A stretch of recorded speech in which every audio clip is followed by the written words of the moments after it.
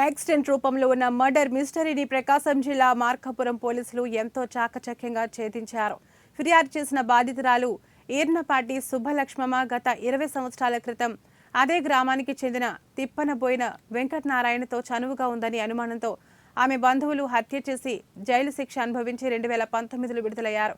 ఫిర్యాదుదారులు తన పద్ధతి మార్చుకోకుండా కుటుంబ పరువు తీస్తుందని అనుమానంతో ముద్దాయిలతో ఆస్తి విషయంలో కూడా గొడవ పడుతూ తమపై కేసులు బనాయించి ఇబ్బందులకు గురిచేస్తుందని ఆమెను ఏ విధంగా అయినా చంపాలనే పన్నాగం పన్నినట్లు పోలీసులు వెల్లడించారు. పథకం ప్రకారం నేరపూరితమైన కుట్ర పన్ని టిప్పర్తో సుబ్బలక్ష్మిని హత్య చేయబోయి ఆమె మనవరాలైన రాధను హత్య చేసినట్లు ఒప్పుకొనగా వారిలో చిన్న వెంకటేశ్వర్లు మరియు వెంకట రమణయ్యలను అరెస్టు చేసి కోర్టులో హాజరుపరచనున్నట్లు డీఎస్పీ నాగరాజు తెలిపారు.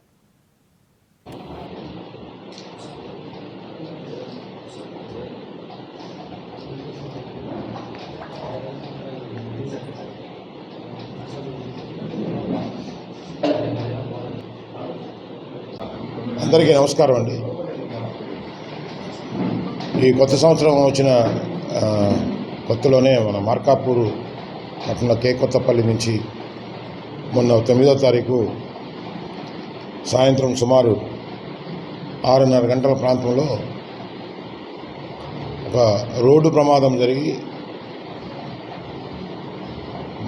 ముందు పోతున్న ఒక స్కూటర్ని వెనక ఒక టిప్పరు డాష్ ఇచ్చింది. ఆ డ్రైవరు పారిపోయాడనే ప్రాథమిక సమాచారం వచ్చింది. సో ఆ వెనక కూర్చున్న రాధ అనే అమ్మాయి మరణించింది. సో ఈ సమాచారం వచ్చినప్పుడు మేము కానీ ఎస్ఐ ముందు పంపించడం జరిగింది. అది ఆ ప్రమాద దృశ్యాన్ని నేను కూడా ఆ రోజు పరిశీలించడం జరిగింది. ఆ ప్రమాద దృశ్యాన్ని పరిశీలించినప్పుడు సహజంగా రోడ్డు యాక్సిడెంట్ కేసులో మనం రోడ్డు మీద